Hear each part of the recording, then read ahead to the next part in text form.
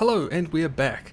Now I'm going to try and keep this intro getting shorter every time we release one of these videos, so let's go. Silver winners, 10 to 4, best RTS campaigns of all time, decided by you. Subscribe for the next video in the series and check out the playlist for the already released ones. Right, here we go with number 10. Company of Heroes. Out of all the games that tried to bring new and meaningful things to the RTS genre in the mid-2000s and legitimately move it forward, Company of Heroes might be one of the most successful of them all.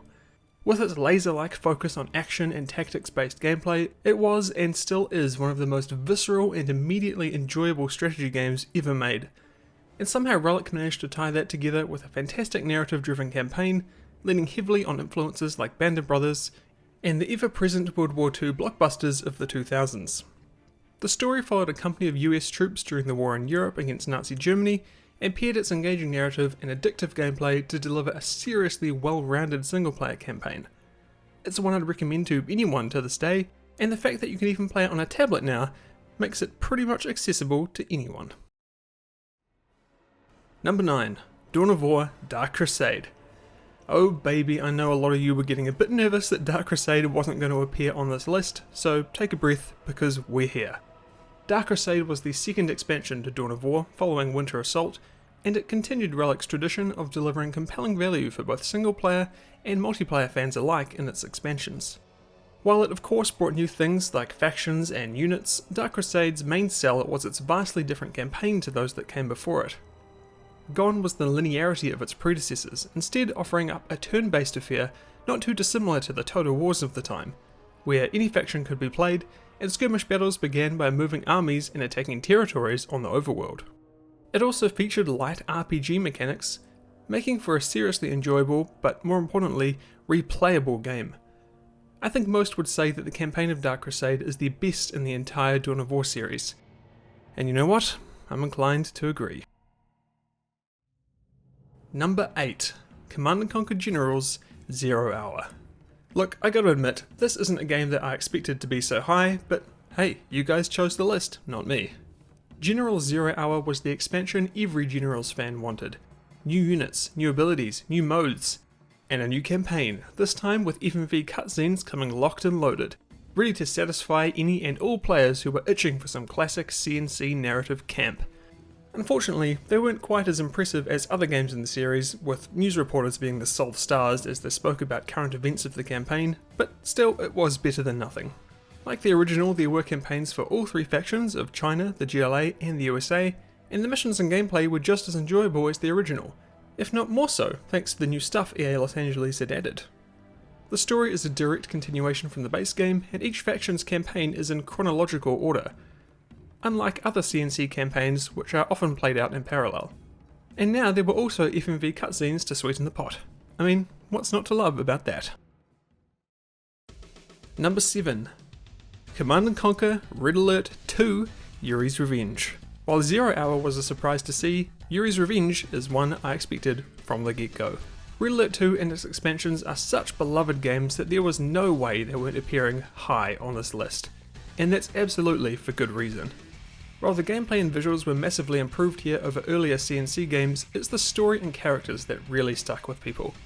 Yuri's Revenge, I think, was really where CNC started to get really wacky, and they totally leaned into it, making it so full of cheese that you just couldn't not respect it. And don't get me wrong, I'm not saying that the original Red Alert 2 campaign is a serious affair, but Yuri's Revenge really is something else. The characters are bombastic caricatures, the narrative has hilariously high stakes, and the whole thing is just simply an incredibly fun time.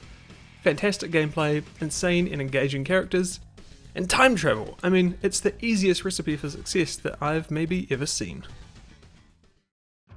Number 6. Homeworld.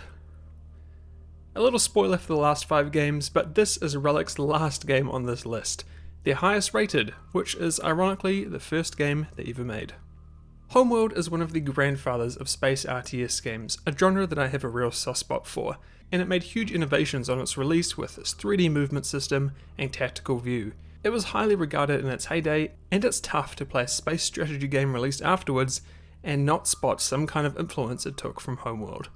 When you think about it, it's incredibly impressive that this was Relic's first game, especially considering their portfolio of genre-defining RTS titles that they would create over the next 2 decades. Here in their first outing, Homeworld demonstrated Relic's strong suits as best as any of their games ever could. Great gameplay, fused with great storytelling. Homeworld follows a race of peoples called the Kushan, who have spent 100 years building a giant spacecraft mothership to carry 600,000 people of their best and brightest to a new planet that they believe to be their ancient homeworld.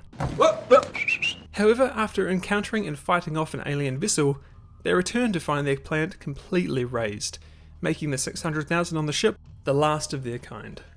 It's a fantastic setup, and the fact that you're travelling with this vessel and having it physically deploy at the start of every mission gives the campaign incredibly high stakes.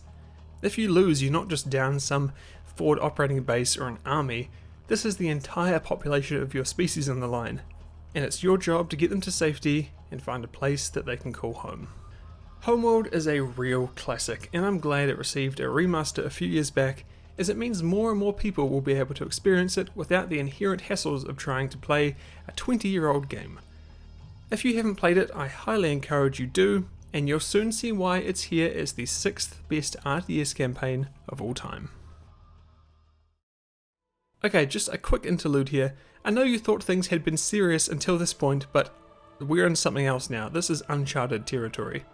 I want you to understand, these next games, the top 5, make up for over half of all the votes in the entire survey.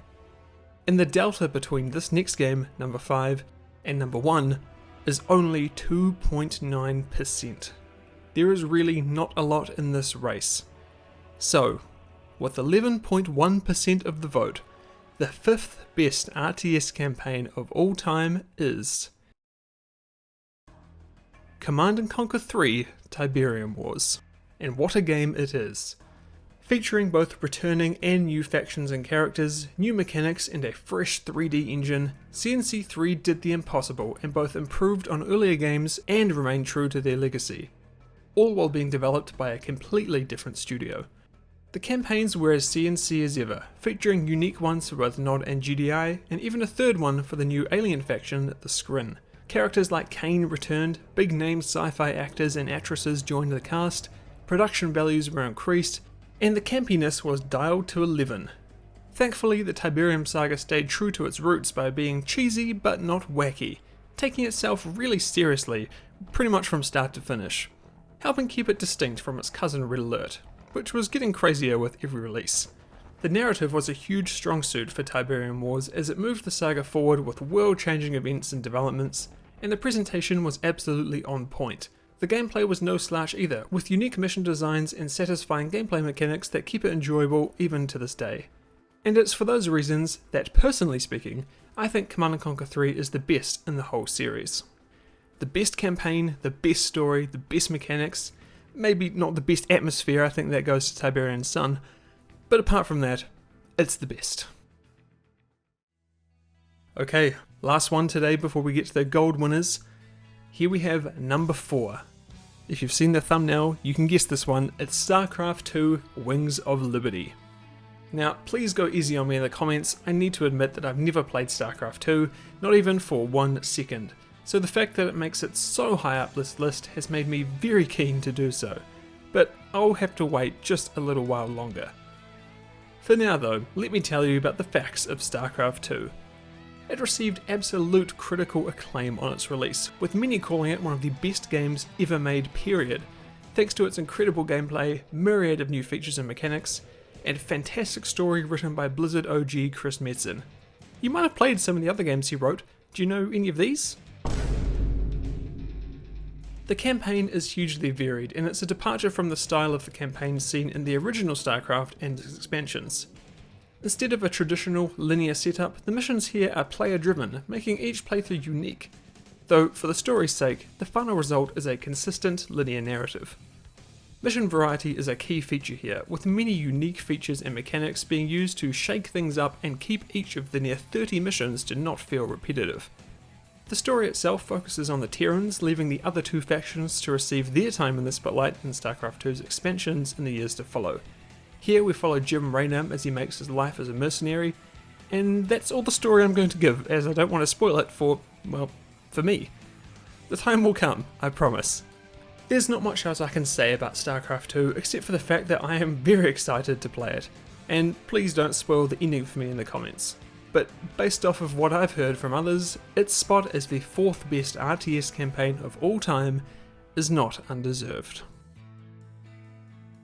And that's that, only one more to go, the gold winners, the top 3 best real-time strategy campaigns ever. Or maybe I can hope so far. That video will be out soon, after my Chaos Rising review, that I know I've been talking about this review for bloody ages. I've literally been meaning to get it done since January, it just keeps slipping. I'm very sorry, I do promise it's nearly done. But while I've got you here, I have a question. From this survey I have a lot of interesting data, so I'm wondering if there are any other videos you'd like to see that utilise it. I'm already planning a top 10 of my personal favourites for comparison's sake, but I'd love to hear any ideas that you've got. Maybe you want to see what the lowest games are, or the games that got the fewest votes, or how many relic games make up this list. Who knows? If you've got an idea, let me know in the comments. And I'd like to say thank you very much for watching and supporting this series, it really does mean a lot. So if you wanted to show your support, then drop a like and hit subscribe, I really do appreciate it. And if you want to support me and what I do here, then you can do so by becoming a patron over on, well, Patreon, or become a YouTube member here on YouTube. You'll join legends like Overlord Jeebus, Nutty Jawa, Jacob Masick, Jack Walsh, George Rain, Crizzy218, T Edits, Crispy Robo Chicken, Dekayo, David DeBolu, and Standby for Systems Nominal, who, all time, every time, supports me at the Paladin tier. Thanks boss, much appreciated. And also welcome to new Patreon Eero, who joins at the Knight category. I'm going to start doing this. If you are a new patron, you'll get a special shout out. So apologies for anyone who has signed up before this video and I missed you. I think Jacob and George are the last ones. Much appreciated. And I hope you guys really enjoyed. And I'll see you all next time.